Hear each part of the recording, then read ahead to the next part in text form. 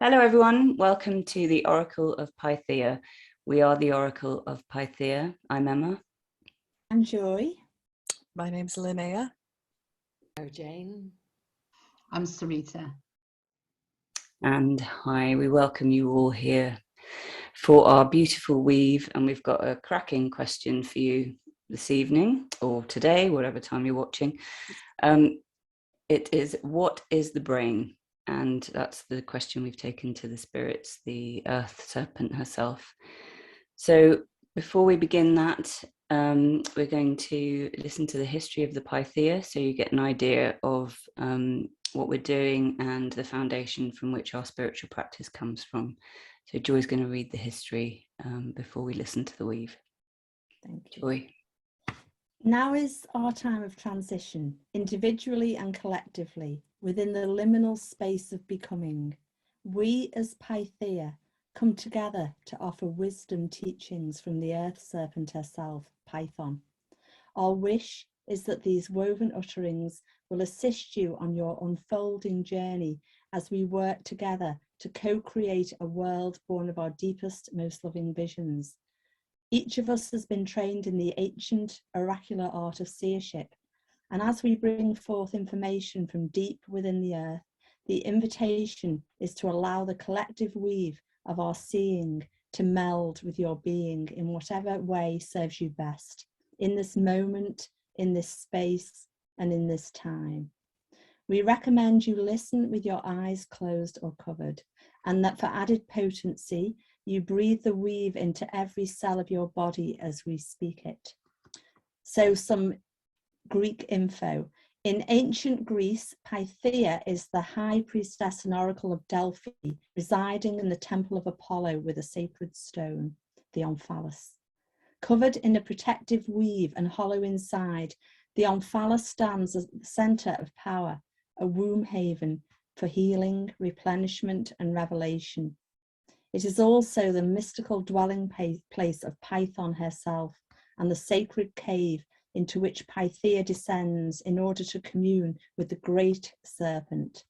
Pre-patriarchy, Pythia is the interface between humankind and spirit, mistress of the liminal space.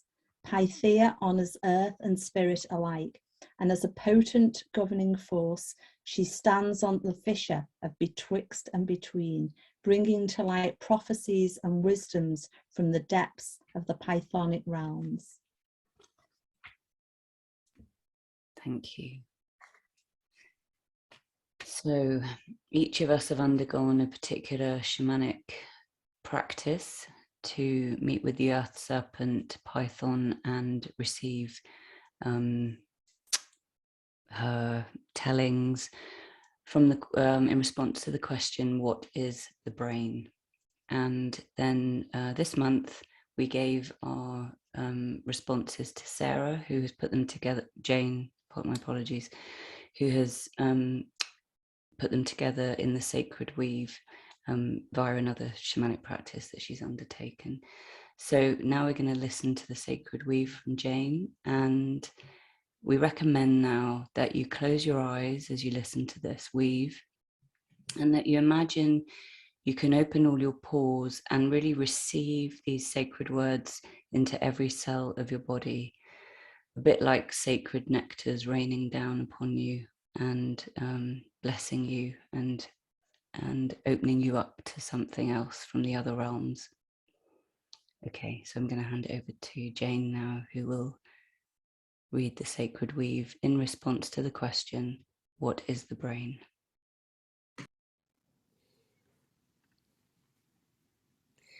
Never you mind your mind, the brain. The question is the wrong question. Not what is the brain, yet what pathways to the intergalactic realms does it offer? Such a linear brain-focused question, so much more than a brain. Ha! You humans think you've got it all sorted, written up, logged and understood. Your need to desire, to control, for the fear, indeed the sheer terror of truly seeing, feeling and knowing the truth. Truth lays not within your brain. This ally is a poor teacher. For the truth of all that is the vastness that lays within is connected to the infinite without. Up, down, left, right. You seek and search through the labyrinth of the inconceivable, for you'll never find it there. That is the beauty of what you seek. Stuck in stories and time, you're thinking about this in the wrong way. So much more than a brain. Cut off your head, just as they did. They knew it was the only way to let in the light, to illuminate the pathways to the divine. Heart, head, toes, woes, this is where you are led without a knowing. The one that offers a navigation system to all which remains unseen, unknown, for your desire to control begets more stories, more woes, more control. These are not you. There is such a beauty in the divine, yet as humans you seek to understand the linear frame in which you've learnt that which has been passed down through time. Be careful not to waste your time. Stop. Ask a different question. Settle in a different place. Seek to include rather than exclude. Seek to open to the possibility that you do not know. Your thinking simply begets more thinking. You block the creative, the mystery of that which is the one that holds the truth, not a bunch of cells. Stop. See the spark as you weave the divine. Speak of light as it awakens each fragment, each hidden crevice, each fragment of the recesses of the labyrinth, a pure potential that is the brain. Look at the brain. What is it really? A mass of tissues and cells. Yet the brilliance is not what you see. It lays dormant for you as humans have closed it down, shut it off. So much more than a brain. Be with your brain. Give it space without imposing upon it. The complexity, the simplicity, the beauty that lays dormant. Open the doors of possibility so the fragment and spectrum of colour, light, fractals may awaken this gateway. Sparks of light awaken. You believe what you have been told.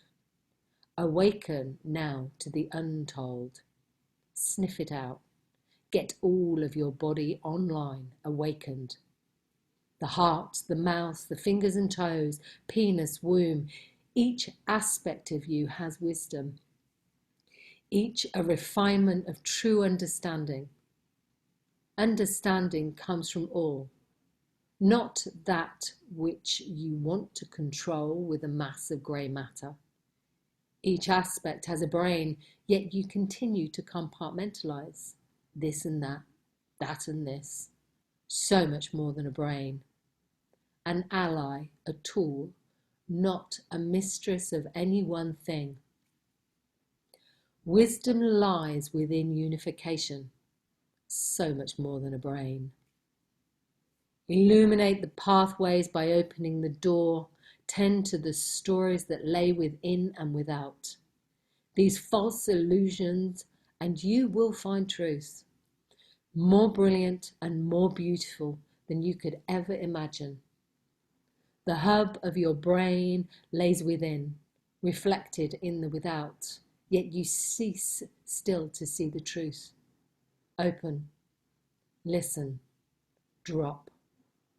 Drop the drawbridge of your brain to your heart, to your womb, to the beauty which lays without, for then you know true joy and peace. The understanding you seek as the map of the universe is illuminated by the unification of all.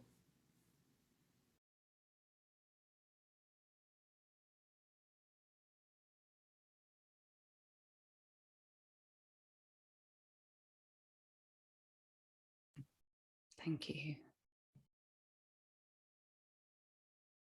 Initial thoughts. Sarita.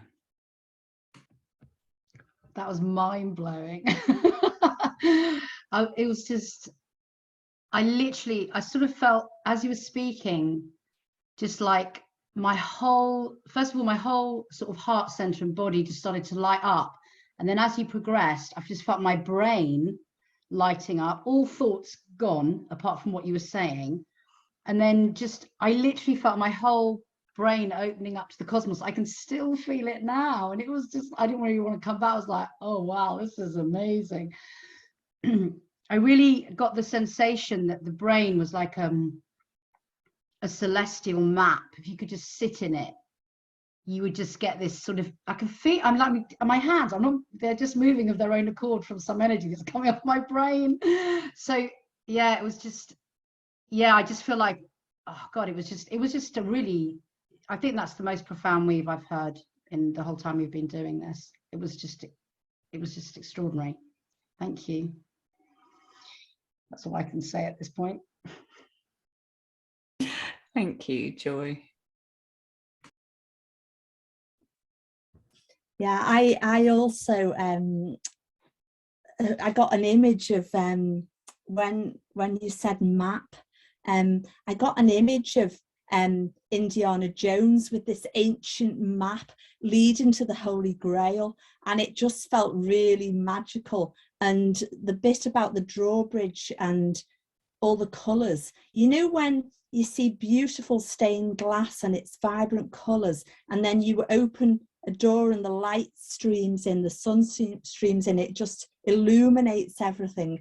And I just kept getting this image of the drawbridge being like a rainbow drawbridge, following this Holy Grail map, you know, and just leading to the unlimited possibilities. And it just felt really magical. Yeah, just felt really magical. Thank you.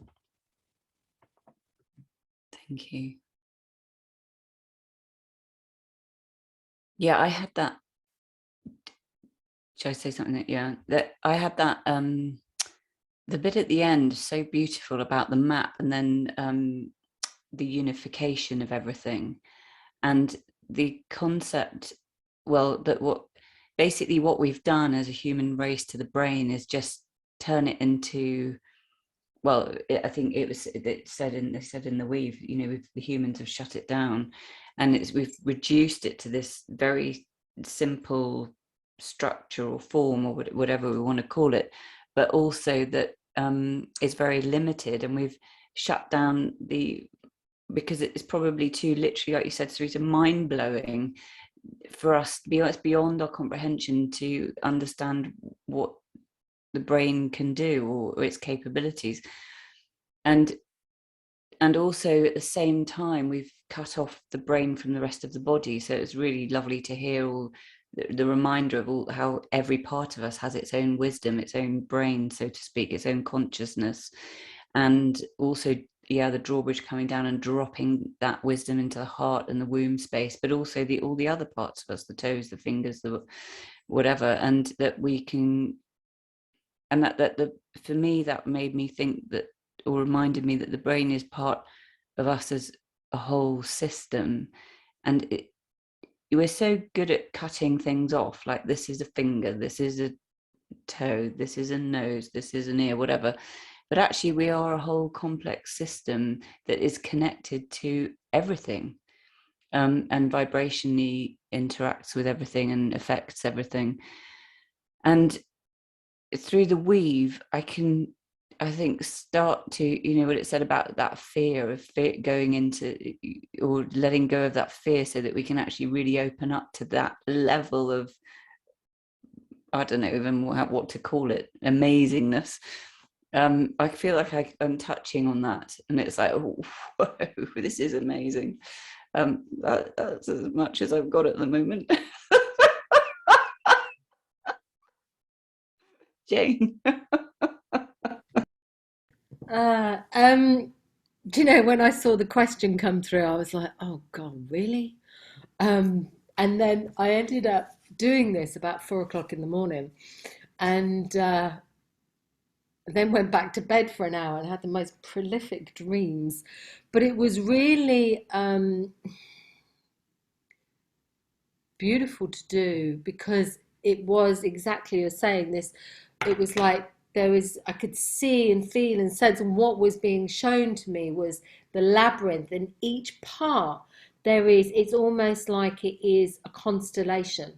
It holds the constellations, and that is reflected in the body. And it's so true, I mean, most of the clients I work with, it's just like it's the chop off from here. It's just like, it feels like it's such a time for us as a humanity to reconnect with the body, to really come from the heart. And that's, we're so used to using this as this very limited, controlled, linear way of seeing and operating in the world and understanding, because we have to understand, and then the stories that go on, and it's like, oh no, because that pure potential is mind-blowing, because we've only ever seen it in kind of like movies and had a little, or maybe in a shamanic tradition when we're working with the Milky Way, is what I was getting a lot as well, actually. So that whole thing, yeah. I don't know, I'm quite excited. I'm like buzzing with it.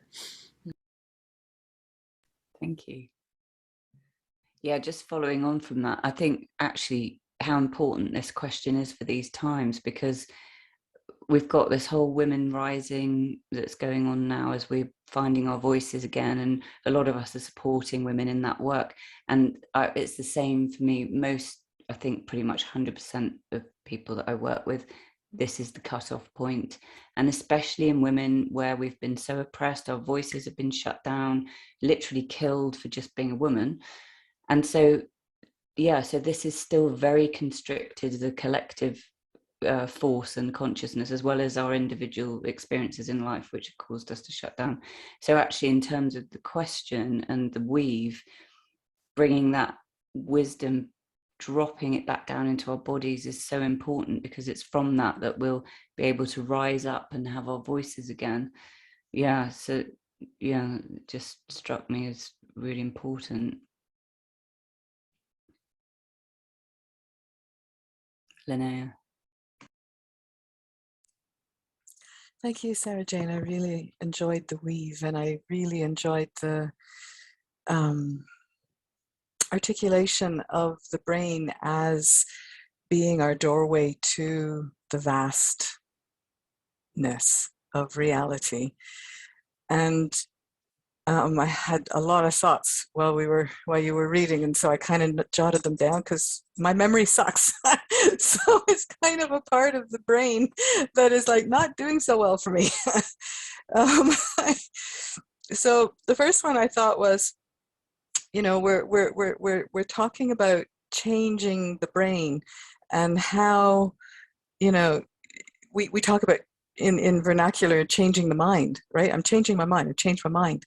And it's like we do it all the time, and it's great. And we need to maybe do that more and own that we're changing our minds more, because that's what seems to support the health of the brain.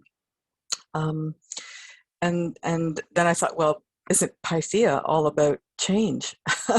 So we can really bring Pythia in to the brain in a really interesting way, and maybe lean on Pythia and ask for her support, and imbibe her essence a little bit when we need to make these big changes of the way we think and of the way we speak. And maybe because communicating is such an important part of life, that let's speak more openly about change and the support that we need to change. So that was one kind of vein of thought.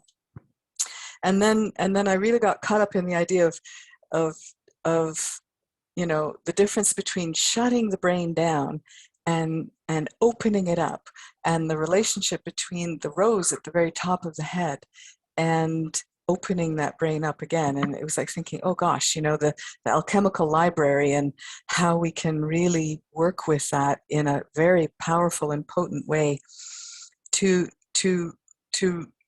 kind of like The unboundedness of the weave and what my own seeing brought through was really exciting.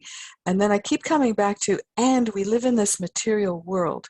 You know, we live in this physical bounded world. And so is the brain that hinge point between the unbounded and the bounded? And what does it mean as we dance that liminal space? And how do we, you know, negotiate individually and collectively,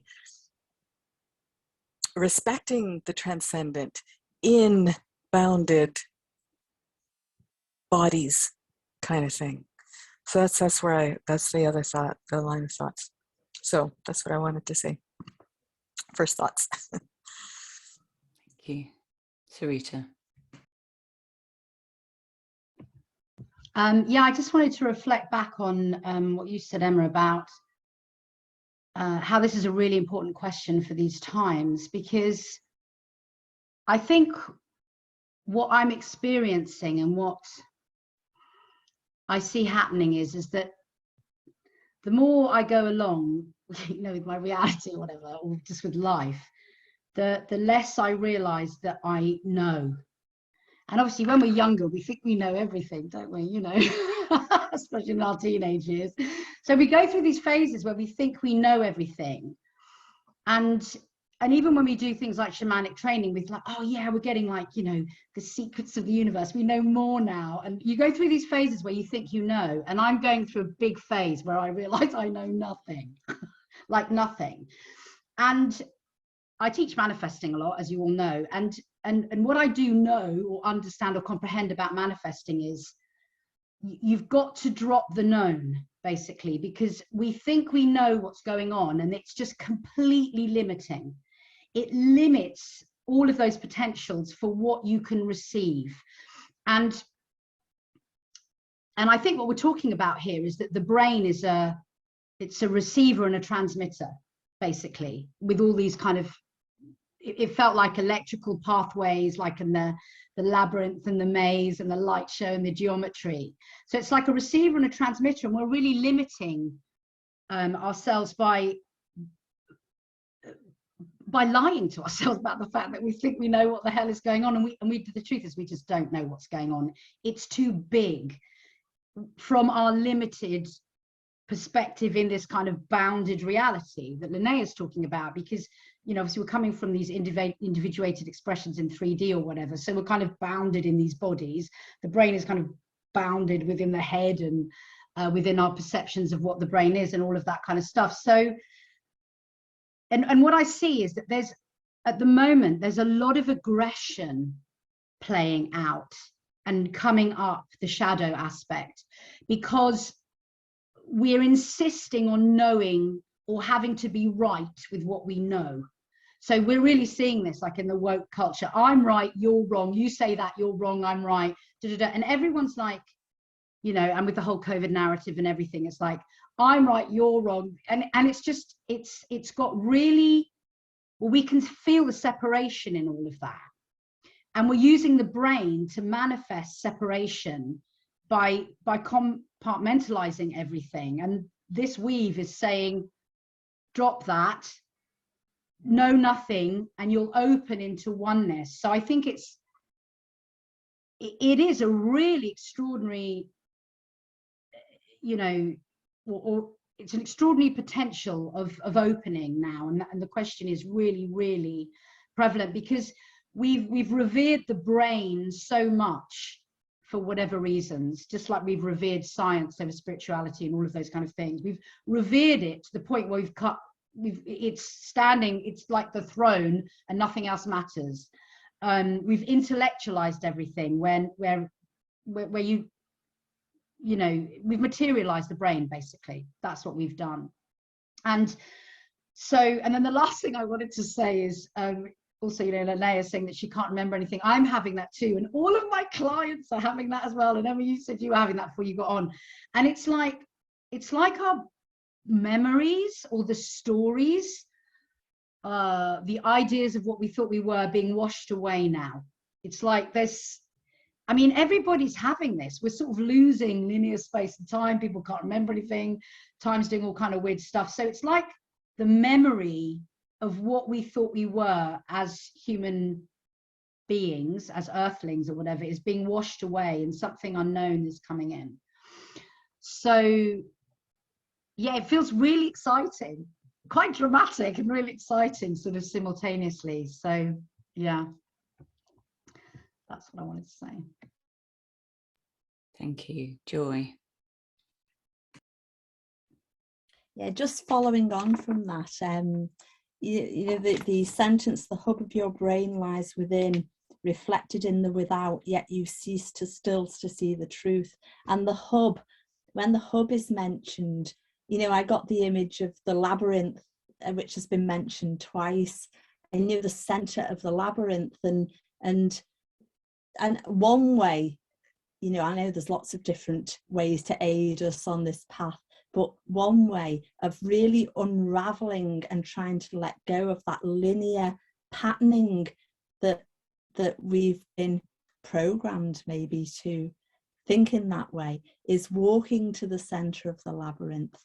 And it's like walking back to source, to the center of the brain, and to unlearn what we've learnt and actually be in that space, in that void, in the element of ether, where there is nothing but there's everything. And that's where the potency and the magic is, and really just being in that space is where we can truly connect with spirit, and also where the impossible does become possible and anything is possible. And then walking back out the opposite, you know, right out of the labyrinth. So I was just thinking, you know, of different ways. I don't know if you've got any other thoughts of to aid us in this process. I mean, we all have our own different tools that we use and resources, but with the labyrinth being mentioned twice, I really was seeing the center, the hub of the brain, the center of the brain and the center of the labyrinth as being of that potent magical space to actually unravel, you know, that walk to the center. Thank you. Thank you, Jane. There's a couple of things there. One that was coming up really strongly when you were speaking was the obviously the glands. Sorry, I had to cough.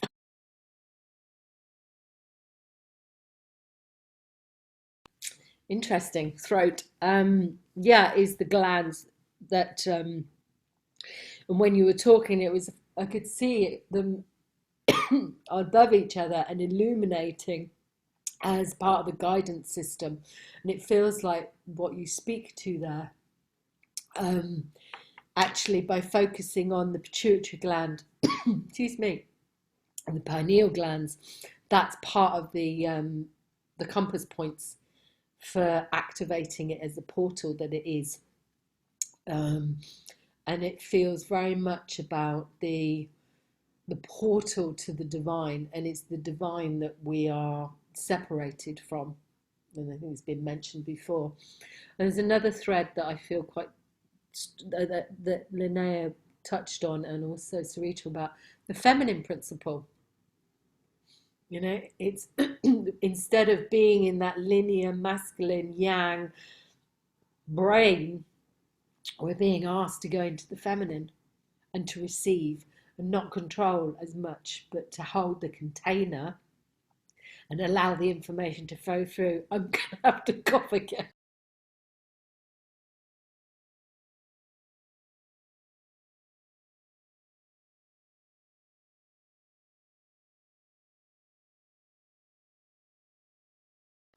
Sorry about that.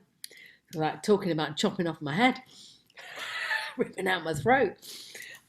Yeah, that's all I've got to say for right now. Apologies. Thank you. Yeah, following on from this whole thread, so it's reminded me of in tantric practice, and you work with the energies through the energy centers, which are slightly different to the shamanic ones that obviously we did, but that the energy of the body system gets lighter as it goes up, so that by the time you've got your energy in the crown area, it's really light and the door can open and totally connect with the source energy, or however it is that you describe that. And it's interesting in terms of what we've done as humans. We've actually made the brain itself quite a dense energy, and we've put everything in there. Everything is processed through the brain. The mind is revered.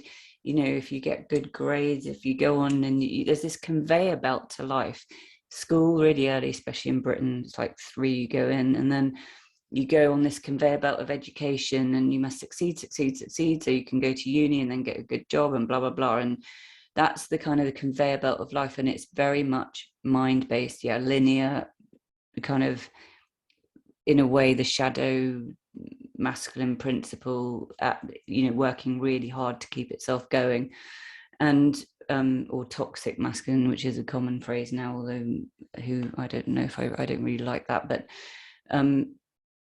it's the hidden, well, whatever it is, the point is it's linear, it's constrained, and it's made the mind a very dense place with all the responsibility of life in a way, in that, honed into that hub, because everything, certainly in Western society, is based around the brilliance of the mind, and science has really come to the fore with that, in terms of it has to be scientifically proved before it's got any validity.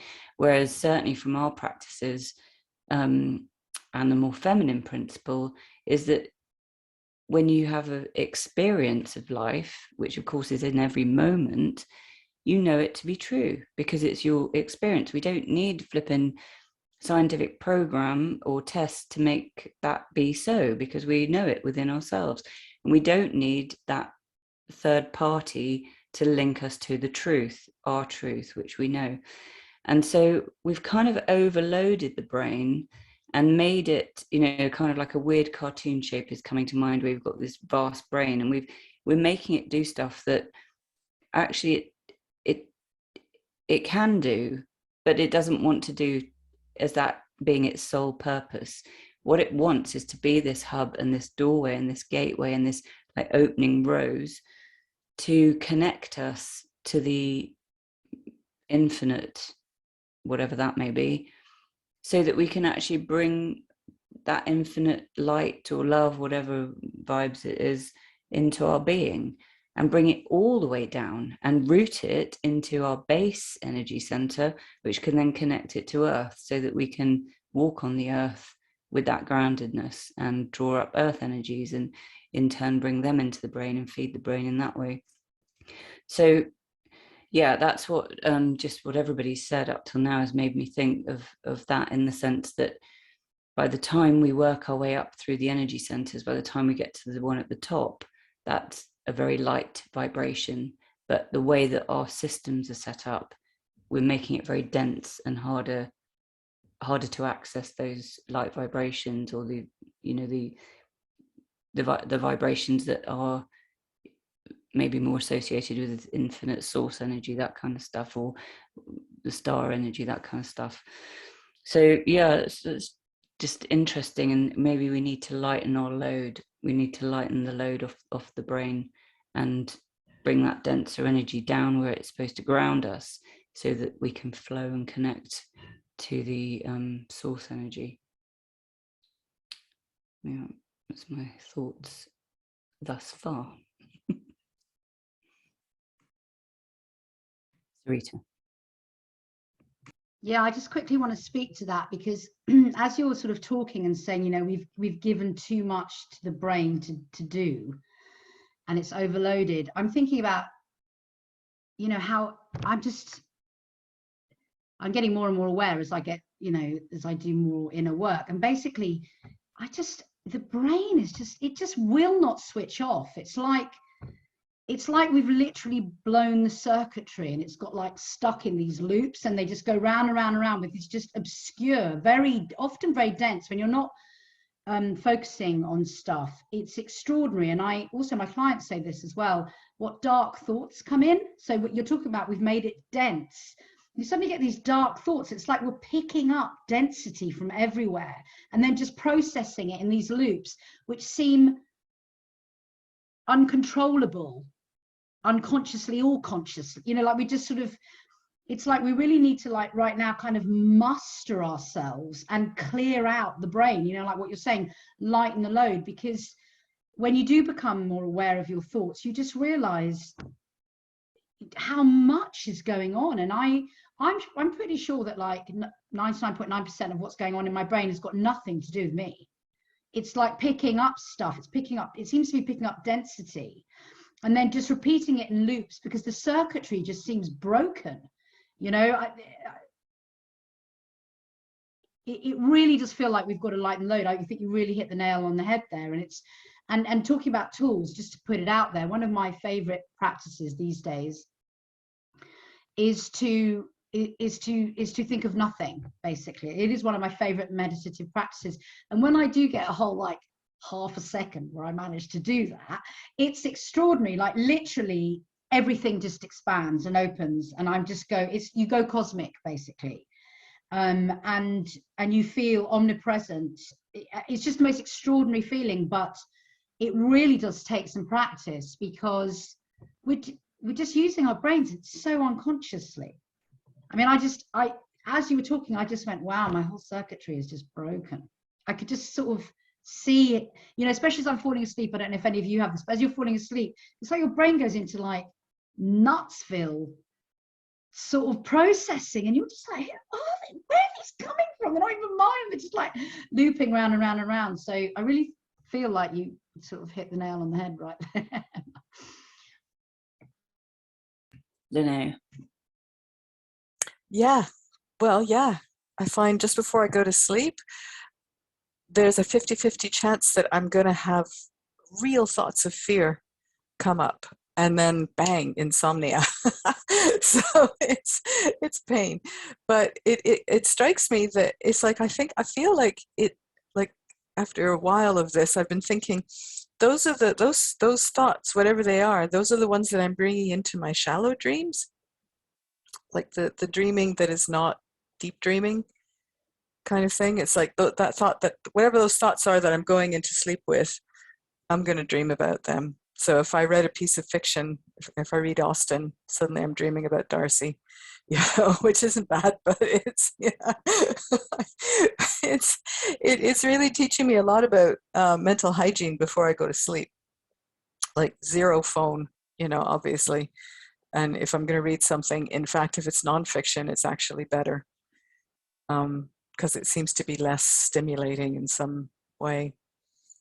But yeah, yeah, like I wonder if that's the time when the wounds come up, you know, that the emotional wounds or the psychic wounds or the spiritual wounds that I've had, if that moment of, you know, I'm letting go and it's like, whoop, they're in there. So it kind of makes me think more healing is needed, but not at the intellectual level so much as the emotional level. Also, one last thing. You know what you were saying, Emma, about the brain-oriented path trajectory of life that we're supposed to follow. It's such a trajectory of rational materialism, and it's like that style of thinking, you know, is all predicated on there being no meaning. There is nothing other than matter. And it's like saying, you know, there's only one kind of food to eat, or there's only one kind of music to like. If you're only a rational materialist and that's the only way you think, that's the way you're limiting. That is one of the ways that you're limiting your brain, by refusing, you know, to think that, oh, perhaps, you know, blues is good music, even though I'm a lover of classics. It's like, or that, you know, it's yeah, it is such a confining and stultifying and in my opinion, erroneous way of thinking. So I'm done. Thank you. Yeah, I was just following on from that in terms of healings to be done. It's interesting to me as well, and I've been involved in mental health for 20 odd years, one way or another, how emotions are also confined to the mind. And actually the mind does not feel the emotions. Our body feels the emotions and the feelings, the sensations. And yet we've also put those into the mind. So it's like people will say mentally I feel sad, or, you know, in my mind I'm really angry. And there's the disconnect is so massive, and everything's got lugged into the brain. And even, dare I say it, the practice of mindfulness, you know, where is that in terms of the heart connection? I know it's really beneficial, but sometimes I think, why isn't it called heartfulness? Or maybe there should be a practice called heartfulness, or, you know, or wombfulness, or something like that, where we're or penisfulness, you know, whatever suits you basically, but something that takes us out of the brain, out of the mind, because one, it's overloaded and everything goes on into it. That's the responsible thing for everything. Mental health issues are essentially come from the place where we don't have the emotional structure in place to be able to cope with the issues we're facing. And somehow it's and the fact that the nervous system has been affected so much by traumas or things that have happened to us, and it sends the signals to the brain to tell us what to do. And so we end up repeating the patterns, and then they become our thoughts, which is what Sarita was saying about the overload of heavy dark thoughts that come in, and at night, which makes us not be able to sleep, etc., etc.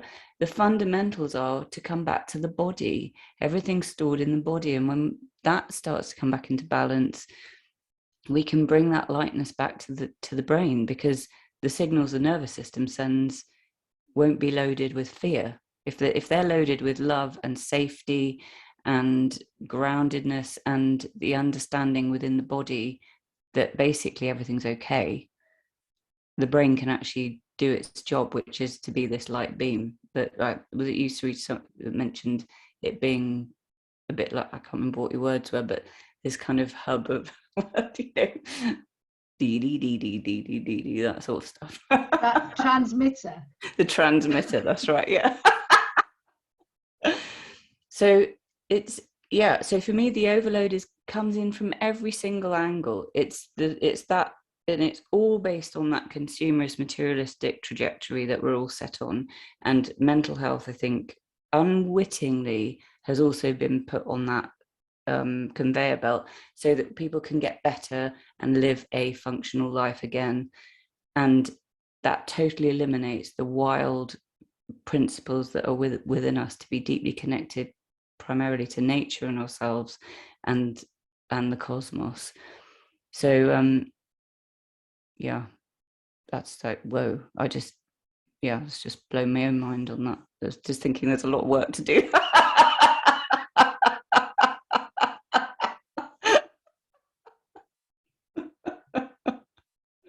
Joy, please take over. As I waffle on. Just following on from that, Erin, you mentioned nature, and that I feel for me is the easiest, not always easy, but the easiest way to actually get out of my mind, actually just being in nature, whether it's being with a plant or a tree, and really just using all my senses, you know, listening, smelling it, feeling it in my body. And I'm just aware that when that happens, it's just a beautiful way to completely come out of your head and just totally embody that feeling of being with the tree or the plant or the river. and yeah, in my experience, that's one way I can switch off. And I know that was it last week or the week before, as I'd been doing that, I heard John Lennon then singing Imagine, and I just felt this immense love, you know, just through every part of my body, and it, you know, it just felt blissful. And yeah, I just wanted to mention that, because it's just, I find nature, being in nature, but really just 100% being with whatever you are, you know, with, whether it is the river, whether it's a tree, whether it's a plant, and really just focusing on that beautiful energy is one quick way of actually getting out your head. You know, it might be temporarily, but it's one of the easiest tools that I find. That's it. Yeah, thanks. And also, it might be temporary, but actually the more often you do it, even if it's tiny bit, then that builds up, and there's nothing like nature, is there, to really heal and bring yourself into your body and be present. And yeah, I mean, that's just, yeah. And even if you live in a city and in a flat or whatever, if you've got a plant that you can just connect with, or, you know, can just get outside and breathe in the air, whatever it is, it makes a big difference. Yeah.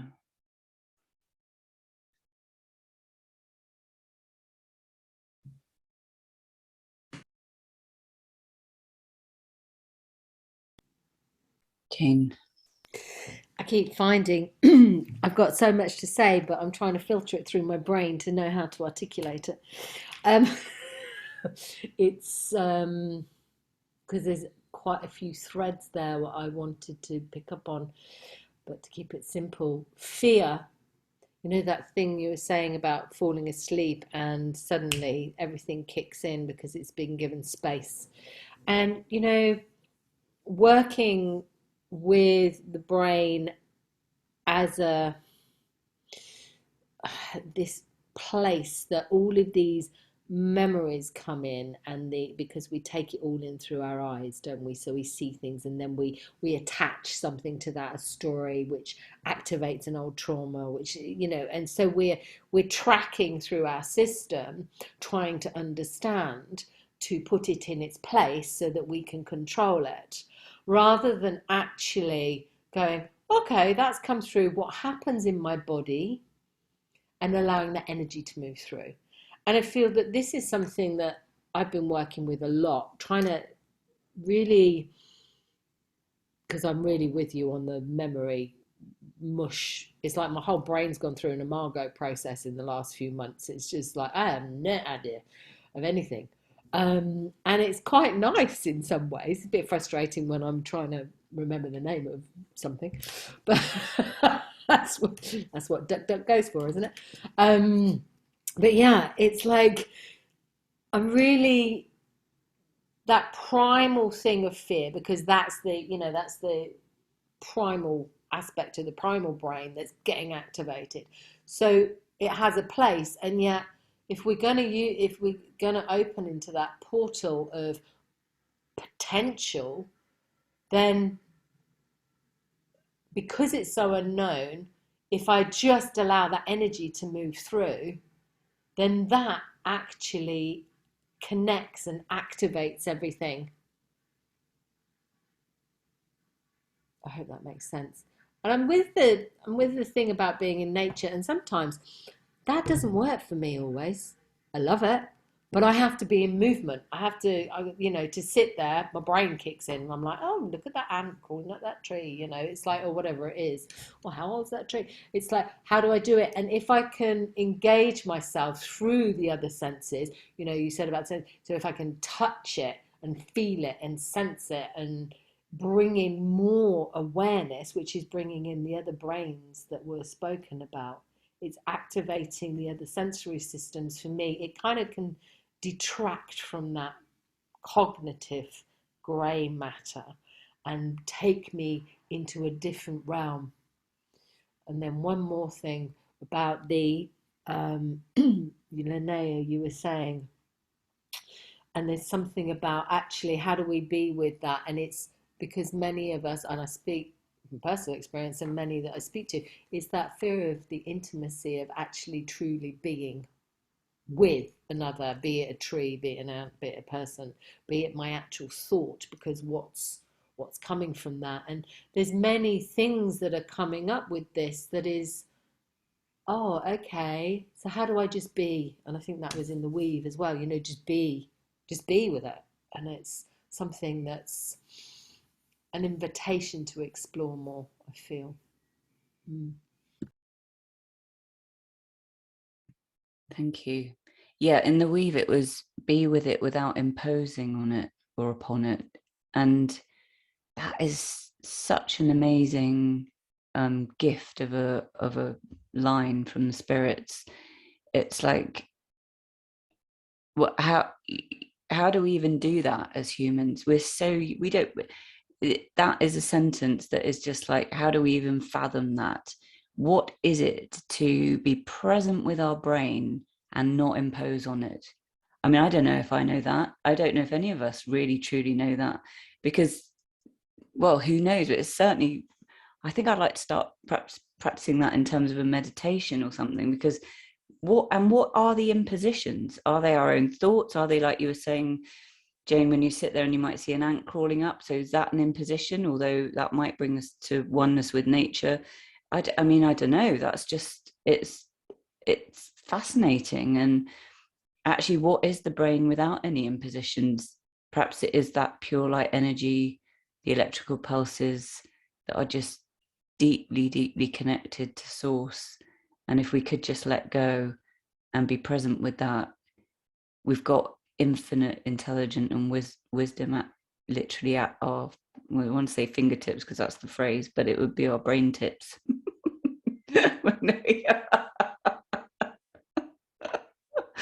I mean, it's awesome. It's like, I feel like we're opening a door with this weave in this conversation. It's like we're unlocking something that's been bolted up for a long, long time, and we're starting to get a glimpse of what's possible as these kind of, mirroring hopefully what's going on in society, the structures start to come down. So of course they'll be coming down within us as well, and we start to get a glimpse of possibilities that we maybe inadvertently closed up or maybe deliberately shut down. It's fascinating. Linnea. Yeah, I just kind of took the unboundedness and put it in time as well as space, and thought maybe that's, part of why our memories are becoming sludgy as our brains move into capacity to travel through time and space. And so that time thing, it's like, well, we can have our personal bounded experiential memory, which is a valuable thing, or we can slip into the time stream and access it in a different way. So. Wow, like Doctor Who. Yeah.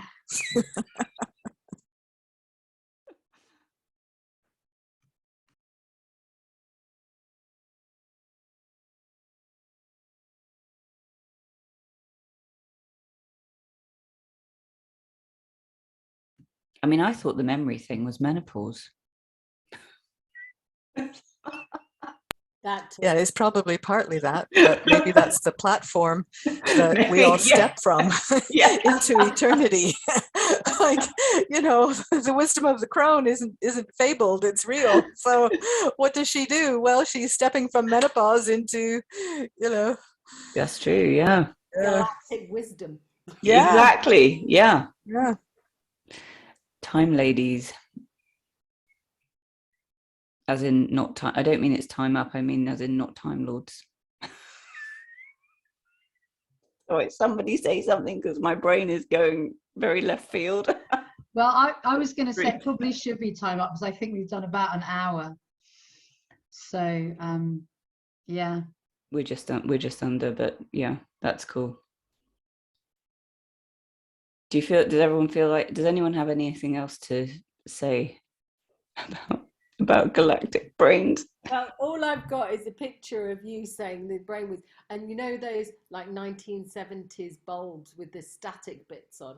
I've got a picture of you. That's how I am with my brainweave right now. So I'm just going to go away with that as my brainweave going off into the matrix of all. It does feel a bit ages ago, a few years ago, me, Sarita, and someone else did a podcast on consciousness, didn't we? And by the end of it, we were absolutely just, it felt like we were conscious. We couldn't even speak. And I honestly feel like I'm going down that road with this. Yeah, I'm It's high. like, yeah, that's how it feels. It feels the same thing. It's like, whoa, this is actually, this weaving conversation has expanded my brain into those realms. And it's like, whoa, yeah, exactly. It's like anything. It'd be interesting if any of the listeners have the same experience. Yeah, it would. The thing is, if the brain is a transmitter and a receiver, and then, you know, we all listen to the weave and we're processing that, and the weave, I mean, basically, I think we all felt that we all suddenly went like that. Yeah. So the weave did something to our brains. I'm having trouble speaking as well. So then we're sort of inputting and outputting that simultaneously. Then all of the people who are entangled with us, the viewers, you know, we're all having the same experience, and that just exponentially goes on into the kind of oneness realm and begins to make the 100th monkey brain effect on the planet, you know. So yeah, and it's also, I kind of lost the thread of what I was going to say. It's fine, don't worry. But you made me think about what Linnea was saying earlier about the boundedness of the body, but actually, in terms, this is the path of the shaman, to be able to have a foot in both worlds, so that we don't go, so that we can open up into that expansiveness and connect with other realms and the infinite consciousness. But if you did that permanently, you'd go bonkers, you know, and that obviously that's yeah, that's maybe we won't anymore. I mean, well, maybe we won't, but that's the thing about there's that quote about don't go bonkers if you do shamanic don't go bonkers if you can help it. Yeah. But I think we have to be able to come back, because if we can't come back to boundedness, what use are we to anyone else who maybe doesn't have the capacity or the interest in doing this? So we need to be able to come back and forth. Like, we need to step over the knot. Yeah. And that is the shaman's path, to be able to have a foot in both worlds and willingly and at will step into each one, but always be able to come back into, because if we lost our minds completely, and you'd probably be sectioned if that happened, you can't function, and you can't be supportive to other people who are seeking a different path or a different way, or trying to understand their emotions or process them, or whatever it is we're helping others with. So yeah, it's a good observation that we can actually enjoy the space of expansion, but we can all actually come back into our human bounded form. Sarita. Yeah, I just wanted to say one more thing. It sort of strikes me as the last little piece that everyone's been talking is we've been using information in the wrong way.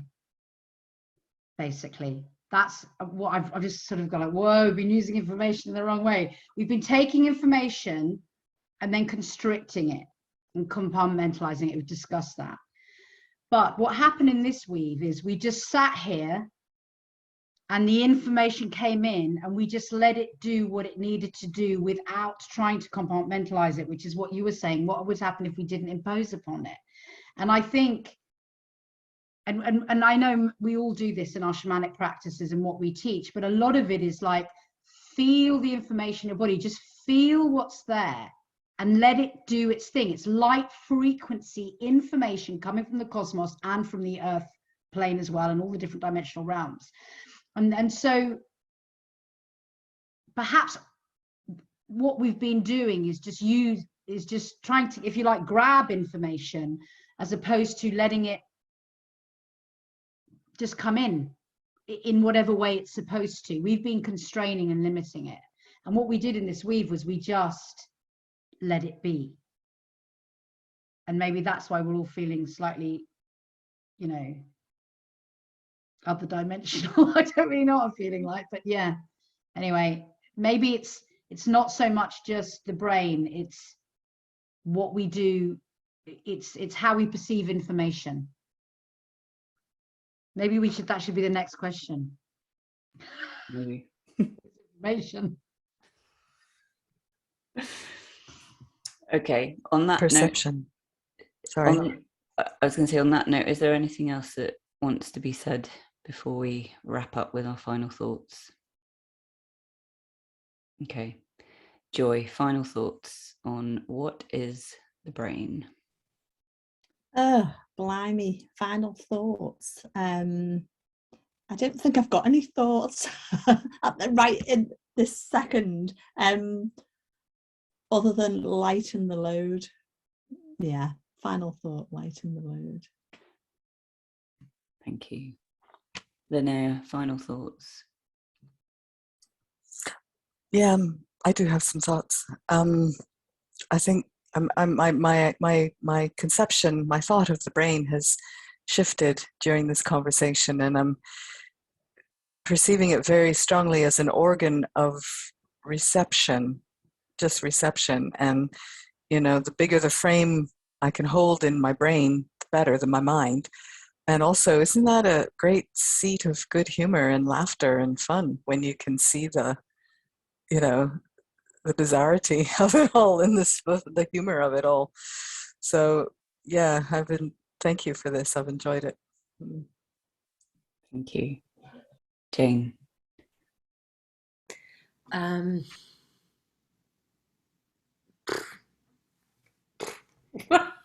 don't think I've got much to say. I've just got this whole spiralizing feeling going on in my body as it feels like my brain is sparking. That's what I'm left with. I'm going to go and find a tree. Great, thank you. Sarita? I feel the same, like I've got a lot of heat going on in my head and it feels like it's in spirals and it's just doing all kinds of stuff. So I found this conversation unbelievably interesting. Like I need to go away and process it a bit. And I think I'm going to stop thinking and just, just allow stuff to arrive more and just feel what's arriving in. That's going to be my trajectory now. So yeah, great conversation. Thank you, everyone. Thank you. My final thoughts are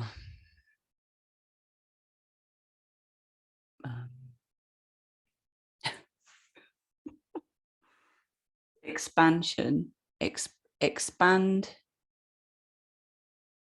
receive, distill, let it happen, let it be. I don't know.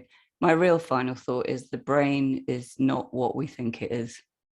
And yeah, hopefully everyone listening has taken something new from what you thought the brain was before, because I think I have, and I think we all have it. What an amazing conversation, amazing weave. Thank you all. So until next time, we'll leave you with with this, and hopefully you will enjoy considering what your own brain is all about. Until next time, in deep love and connection, go well.